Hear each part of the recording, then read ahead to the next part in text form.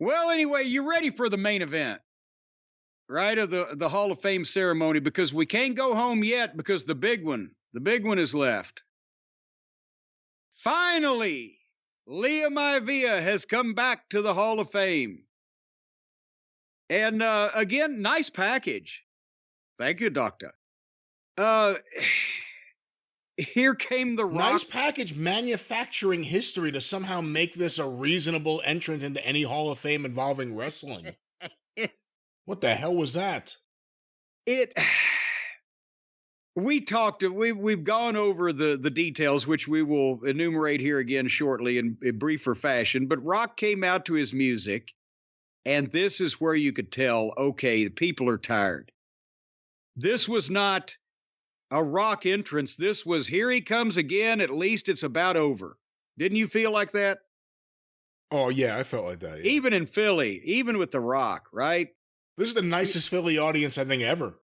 Well, yeah, because they're the ones that fucking took Doink down when he was a babyface.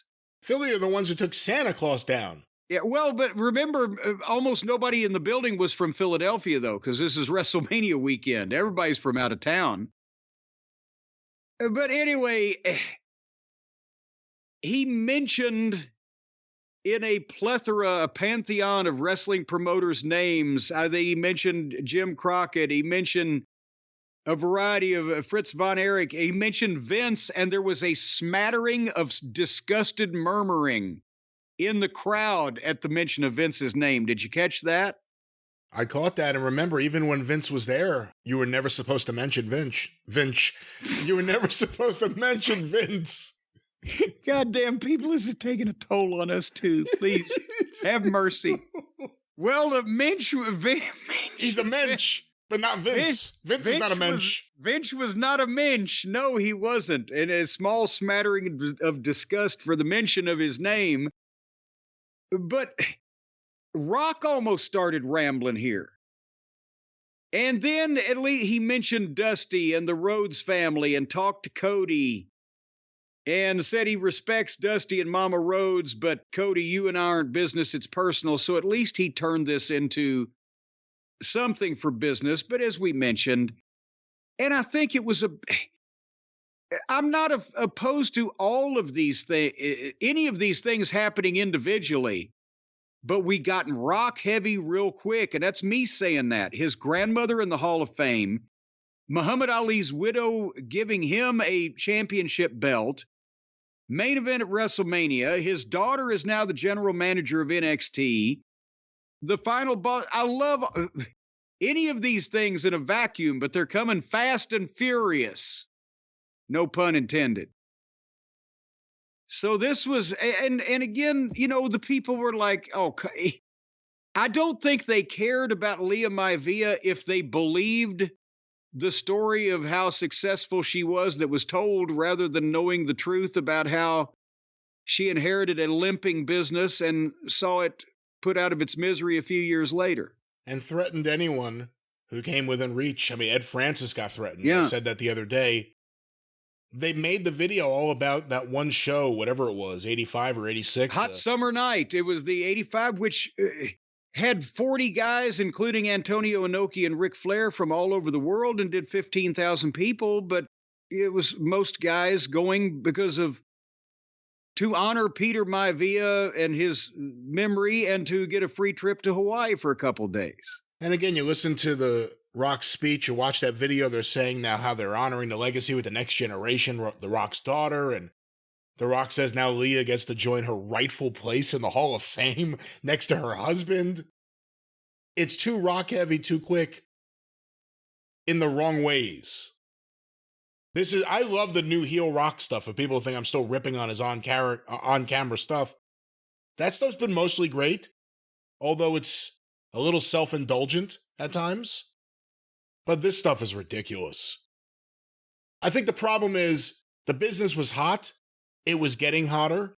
It was on a trajectory to keep getting hot. He jumped in there. He's not the cause of it. He can cause more people to get interest over a period of time. But the WWE shouldn't be centered around The Rock and The Rock's wants. Well, and that's one thing that I saw with the first night of WrestleMania that we will get to shortly. I know you all been waiting with bated breath. He can't help even.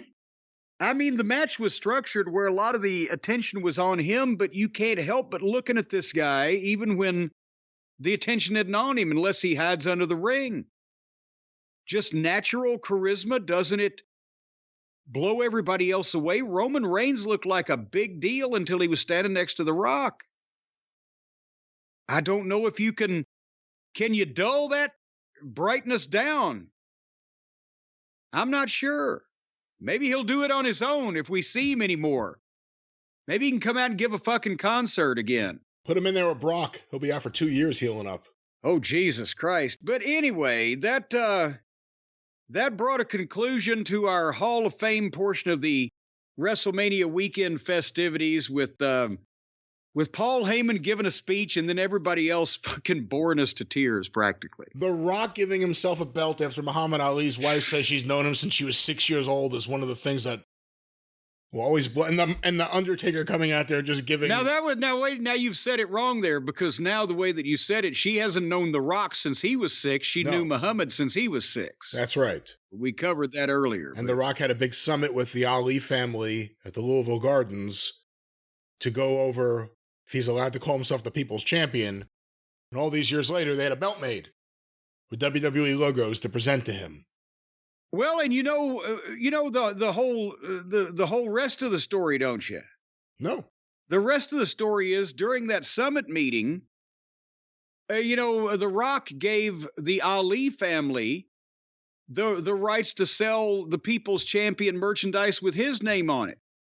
And they turned around and they ran straight to our friends over at Shopify and set up a global commerce platform, and they have secretly made $27,472,000 on The Rock's merchandise over the last several years. How would you know that? If they secretly made that, how would you know that? Well, because see, Shopify, the fine folks over there, they're the global commerce platform that helps you sell at every stage of your business. They're our sponsor. And well, I got to talking with one of the high muckety mucks over there, and they told me, just between him and me. Really? Yes.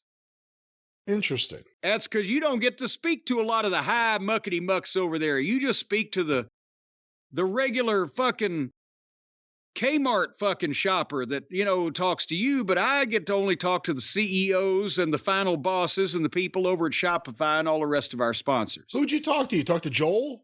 Henry? Yes. Phil? Yes. Carlos? All three of them. All three of them. Joel, Henry, and Phil. All three of them. And folks, you can talk to Joel or Henry or Phil, whoever you talk to. They will tell you the same thing, that Shopify is going to make you a lot of money. They're the place you need to go. If you've got a product and you've got a service you'd like to sell on the internet, well, Shopify helps you turn browsers into buyers. Shopify powers 10% of all the e-commerce in the United States of America. Shopify takes you everywhere from the launch your online shop stage to the first real-life store stage, all the way to the did we just hit 1 million order stage, and all the way into, oh my God, the IRS has caught us, they're cracking down, we're going to prison stage. They'll be with you. You'll be paying through the taxes. Entire life of your business. They will disassociate. If you're a criminal, you will do legal things and pay your taxes. Oh, as soon as you get charged with anything, they're going to disassociate you real quick. But as long as you're making money, you're part of the family with Shopify. And folks, again, they've got they got lots of that and so much more. I can't even begin to. There are no words to describe the products that Shopify can help you sell. Running through my mind, they've got other God damn it! They've even got those, ladies and gentlemen. Where else could you get such a variety? I lost the line on the goddamn. It's so long on the email. It's double spaced. I can't find it. Well, you can grow your average order value if I can't find where I was reading before. And you don't have to just sell your own stuff with Shopify Collective. You can curate products to sell from the brands you love. You go into a store, you see something you like from a brand you love, you just take it, stick it in your pocket, take it home, list it on your site. Shopify. No, don't do that. Do not do that. Obviously, don't steal, don't shoplift. Shopify magic. Shet says this is not Shopliftify. What do you think? This is Shopify. There's going to be some payment going on somewhere. That's right. And they're your no excuses business partner. You can sell without needing to code or design. Just have a wild hair up your ass and some kind of harebrained idea, and Shopify will take it and run with it. They'll teach you how to make money with it, and then whenever you get too big for your britches or develop a drinking problem, they'll leave you in the gutter somewhere and go on to somebody else. And with Shopify Magic, you can whip up captivating content that converts from interest to sales immediately. You can pick the perfect email send time, generate instant FAQ answers, make blog posts and product descriptions, and whatever you do with them from there. And they make getting paid simple by instantly accepting every type of payment in the world. I'm talking every type of currency. You know, on some of the South Sea Islands, they accept shells as currency, Brian.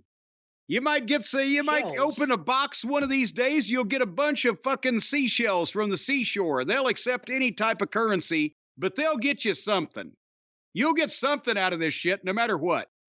So if you want marketing made simple and Shopify to remove the guesswork with built-in tools that help you create, execute, and analyze, then all you got to do is go right now to Shopify.com, because they got a $1 a month trial period. I mean, geez, even if it just sucked donkey dicks for $1 a month, who gives a shit? Shopify.com/JCE. That's all lowercase now, by the way. Shopify.com/JCE for a $1 a month trial period to grow your business no matter what shape you're in or stage you're in or shape you're in or no matter what state you're in. Offer void in certain states. Shopify.com/JCE is going to make you money.